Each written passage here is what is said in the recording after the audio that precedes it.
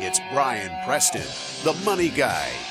Let's jump into the 20-somethings. Bo, this is something we talked about. I saw it on Twitter. And, I think most 20-somethings think they're poor. Sure. I mean, because it is, both of us come from humble beginnings. And of your journey. You feel like the whole world's kind of working against you because it's so unfair that you have you have youth, you have energy, but yeah, you don't have the money to do any of it. Right. But here's the reality of the situation. In your 20s, you're already a billionaire. Well, say what? You're already a billionaire. How could that be, Brian? And what I think is even the beauty of this statement is even bigger in the fact that the most valuable resource out of the three ingredients of wealth building, we've got discipline. Discipline then creates number two, which is money. And then money that is invested with enough number three, time, creates success. Well, guess what? The one that is the hardest, that you can't get back, that you can't buy more of, is the component of time. And every 20-something is a billionaire when it comes to time. Yeah, it was actually kind of a nerdy thing. We figured out that for a 25-year-old right now today who has a life expectancy of 77, you currently have 1.64 billion seconds left to live. Now it's a matter of, are you going to do the things necessary to not screw it up from a financial perspective? So let's maximize first the mindset, because you have to get that inner voice correct, that invisible hand of your success.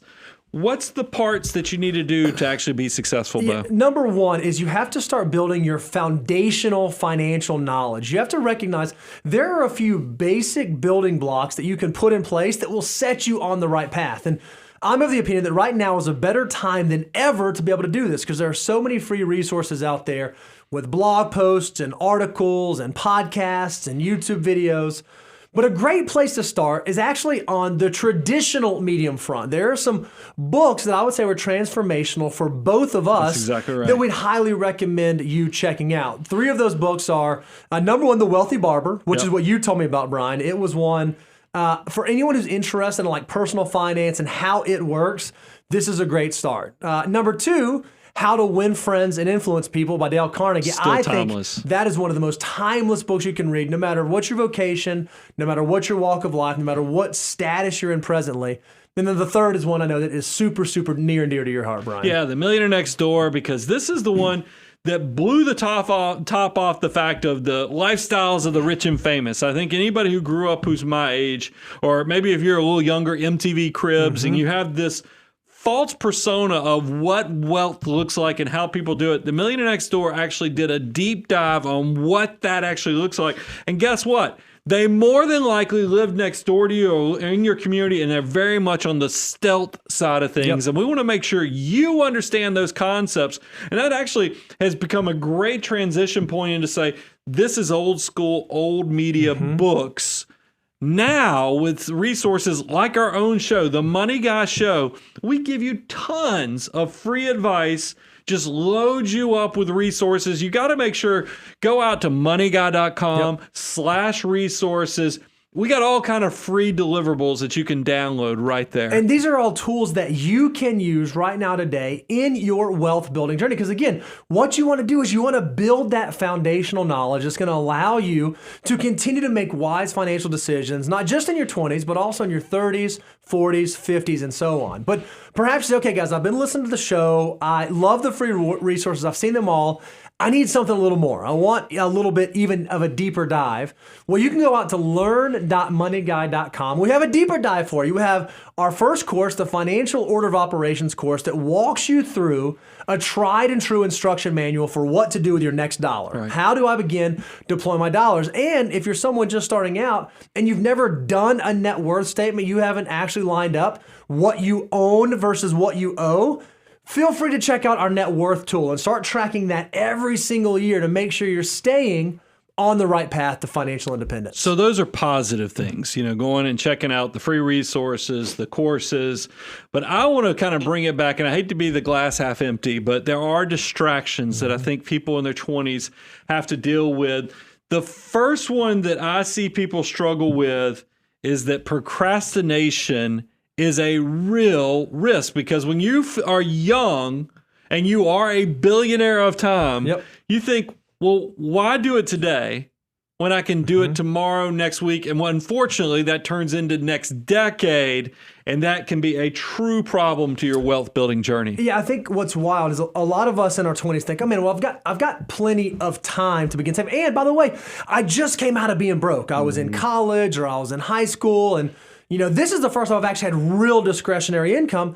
I don't want to be saving it. I don't want to begin building for the future. I will worry about that later. I'm going to focus on the here and now. And if you're doing that, you're squandering a huge, huge opportunity. Well, we've actually created and done the math on this. Look at the difference between a 20-year-old, a 25-year-old, and a 30-year-old, and the opportunity that every dollar can become. We've got this up on the screen right now. And for those out there listening to the audio of this, a 20-year-old, and by the way, you've heard me say this a gazillion times, every dollar that a 20-year-old comes in possession of has the opportunity to potentially become $88 by retirement at 65. But listen to this. This is the part that gets sad about the value of time and why you need to take advantage of every day that you're on this planet. Age 25, that same dollar has the opportunity to become $44 for a 30-year-old. Now it's $23. You can see that exponentially. Look, still, it's great that you can turn $1 into 23, but it is so sad that we almost have a factor of it's a quarter of what the 20-year-old has in that decade. Yeah, another distraction that we often see 20-somethings fall into is the sexy sizzle over substance. Yep. It's so easy today to get lost in the Bitcoins and the meme stocks and the next big ideas when perhaps that's not what you ought to be doing. Perhaps right now your focus ought to be on something like low-cost index funds or target retirement index funds. They may not be super sexy and super exciting, but those are going to be the vehicles where you're actually able to recognize this $1 turning into $88 over your investing career. And then this last point of mindset is that I think there's a natural opportunity for 20-somethings in the fact that assuming if you come from humble beginnings, you can tolerate about anything. I mean, there's a reason we make jokes about, spring break or the beach trip in college where you pile in 15 people into one hotel room. No grown, you couldn't do that now. Successful adult. I mean, by the way, try to organize an adult golf trip or like a ladies trip that my wife does, and you just see that things are so much more complex because we all get set in our ways. We, behaviorally we do things differently, and the mindset has evolved. When you're young, you have a tremendous tolerance and mindset of flexibility. Take advantage of that. And you also, you more than likely don't own a house. That's right. Don't have kids yet. This allows you to be fluid with not only how you think about things, but also this is going to translate well on how you get your behavior or how you get your money right too. So those are all mindset ideas. How do I get my mindset right in the 20s? Well, what about tactically? How do I get my money right when I'm in this decade? Here's the first, maybe the most important thing you can figure out when you're in your 20s. Don't spend more than you make. If you can learn to live below your means from a financial perspective, if you can learn to save and invest some for the future, you are going to set yourself out from your peers in a tremendous fashion and set yourself up solidly long term. But most people screw this up. That was echoed as number one of the Millionaire Next Door. And we talk about it in the term of discipline. That's the first ingredient to wealth creation is you have to have the discipline of living on less than you make.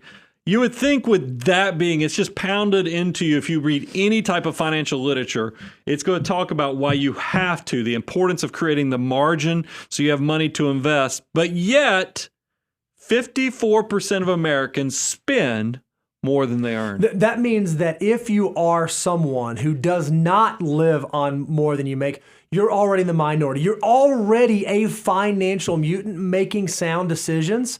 But if you look to your left and look to your right at your peers, they're likely not. So that's a huge distraction that can force you at this very pivotal stage in your life cycle to get off track. But if you figure it out, you're going to set yourself up for long-term success. Bo, you've already mentioned the sexy sizzle between the cryptos, the NFTs, all these things that you see all over social media. The reality of wealth creation might be as simple as an index target retirement fund, because what we love about these things is they're perfect for young people. You just figure out how much you can save when you need it. These things are going to be low costs. If you structure them right with like Vanguard, Fidelity, Charles Schwab, there's not going to be commissions, and it's going to do all the heavy lifting of where you put your money and how do you get the investments right. Like I said, it's so simple. Don't overlook, don't overcomplicate on your beginning journey into investing and building wealth. So that's how you get your money right. Well, now the next thing you have to do is you have to watch out for the minefield, because unfortunately in your 20s, there are tons of mines that you can trip over that can cause you to get off track. And one of the easiest ones is not recognizing that we don't know what we don't know. We aren't aware of the events that might come into our lives, the on a Tuesday afternoon that we weren't planning for.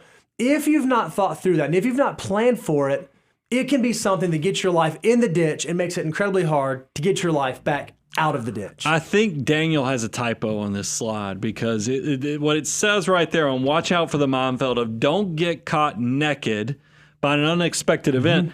It's spelled naked with an A. It's supposed to be with an E because it's naked. I mean, any good Southern person will tell you don't want to get caught naked. That's right. I mean, that's the reality of the situation, is because everything that you were talking about, you don't want to, you got to have when we talk about financial order of operations, step number one is you have to have your deductibles covered. This is the big things, your health insurance, your car insurance and other things that you want to make sure you have enough cash.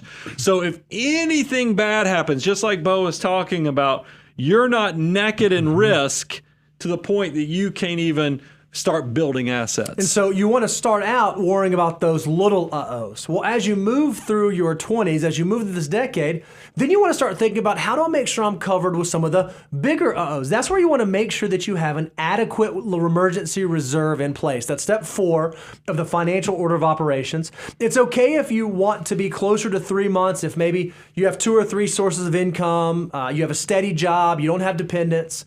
If you're the sole breadwinner for your household, or maybe there's an income disparity between you and your spouse, or maybe you're in a very specialized industry, perhaps your emergency fund should be closer to that 6th month number of expenses to make sure that, again, the unknown, unforeseen event doesn't take you completely off course. And then the last thing, we just put this out there. Be careful of debt. When you're 20s, it seems so easy because you don't have resources, you don't have money. The siren song is, well, you know what? I'll go borrow the money. They make it so easy, whether it's credit cards, payday lenders, or other things, where I will fake it until I make it, but don't worry, I'll pay myself back in the future. What you don't realize is that you never get out of that crater you have dug for yourself. You're actually costing yourself tremendous opportunities, tremendous growth. Let compounding growth and interest work for you, not work against you like it's going to do with the negative consequences of debt. All right, so let's think through, okay, what does it actually take to be a millionaire? How do I become a millionaire? Well, Rubber meets the road. If you're a 20-year-old, and you can invest at least $95 a month, every month from now until the time you get to 65. And we assume that you can earn 10% when you're 20, and 9.9 at 21, and 9.8 at 22, and so on. Then that $95 that you've invested every month can turn into $1 million by the time that you get to 65. If you wait until you're 25 years old, well, you can't just save $95 anymore. You have to save $158 a month. Well, that's if you want to do the ongoing behavior. A lot of folks have asked us, well, hey, what if I just wanted to think about how much would it take right now to turn into $1 million? If I want to think about this whole 88 times over idea, for a 20-year-old, you would need to have saved a lump sum of $11,318. Or for a 25-year-old, you would need to have saved $22,708 in order for those dollars to turn into $1 million by the time you reach age 65. So a lot of you watching this, I mean, I have an 18-year-old, my oldest daughter is 18. According to this, she's going to be a millionaire. She's going to be a millionaire by the time she gets there. I can already hear it. Some people are saying $1 million's good, but I'm more of, I paid attention to that Millionaire Next Door book, and there is what's called prodigious accumulator of wealth, meaning you're twice what the typical person's doing We know that if you want to, it's as easy as doubling both these numbers. So for a 20-year-old, you want to save $190 a month. 25-year-old, $316. 20-year-old is close to $23,000 a year, or at the beginning, just one time. And then for the 25-year-old, if you got $45,000, you're on track to having $2 million at retirement. Pretty powerful stuff. It's because you have time on your side. So if you are someone in your 20s, don't blow this opportunity. Don't blow your shot, because in your 30s, things change a ton.